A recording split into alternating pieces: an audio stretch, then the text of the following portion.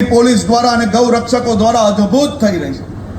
હમણાં તો ગુજરાતમાં 6 થી વધારે કિસ્સામાં ટૂંકા ગાળાઓની અંદર આ ગૌ હત્યારાઓને એક પછી એક કડક સજા સંભળાવવામાં આવી અને એ સફળતા પામનાર સૌ પોલીસના જવાનોને હું આજે કચ્છ જિલ્લામાંથી અભિનંદન આપું છું।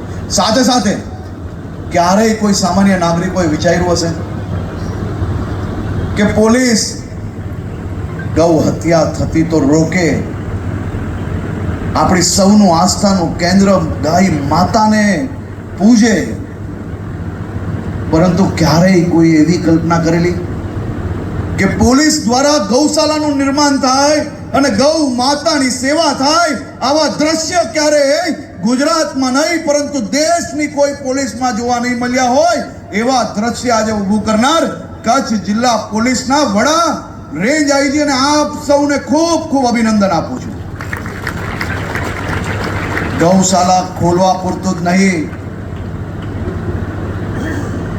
પરંતુ આ ખાટકીઓના પગ ધ્રુજવા જોઈએ એવી પરિસ્થિતિ કચ્છ જિલ્લામાં આપણે સૌએ ઊભી કરવાની છે। આ ખાટકીઓ ગુજરાત છોડીને ભાગી જાય ને એ પ્રકારની પરિસ્થિતિ આપણે ઊભી કરવાની છે। ગૌ માતાની હત્યા આપણા રાજ્યની અંદર ક્યારેય થાય નહીં ને એ પ્રકારની દબંગાઈ પોલીસની તો હોવી જ જોઈએ। અને હું આ ખુલ્લા સ્ટેજથી કહું છું કે ખાટકીઓની સામે પોલીસની લાલ આંખ એવી હોવી જોઈએ કે આપણા રાજ્યની સીમા ક્રોસ ના કરે એ પ્રકારની પરિસ્થિતિ આજે જ્યારે તમે ગૌશાલાનું નિર્માણ કરો છો તો એ સંકલ્પની જરૂરથી કચ્છ જિલ્લા પોલીસ દ્વારા લેવામાં આવે। આખી રેન્જ અહીંયા હાજર છે। બોર્ડર રેન્જમાં અદ્ભુત કામગીરી આ દિશામાં થઈ છે। બનાસકાંઠા હોય, પાટણ હોય, કચ્છ જિલ્લાના 2 આપણા યુનિટ હોય, બધી જ જગ્યા પર આ પ્રકારની પરિસ્થિતિ આપણે ઊભી કરી છે, પરંતુ હજી વધુ કડકાઈથી કામ કરવાનું છે। જિલ્લાના ખાટકીઓ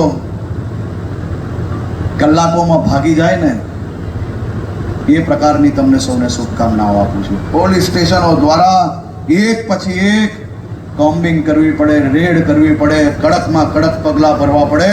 આ લોકોને છોડતા નહીં એક બીને। ગૌ હત્યારાઓને છોડવું એ બી એક ખૂબ મોટું પાપ છે।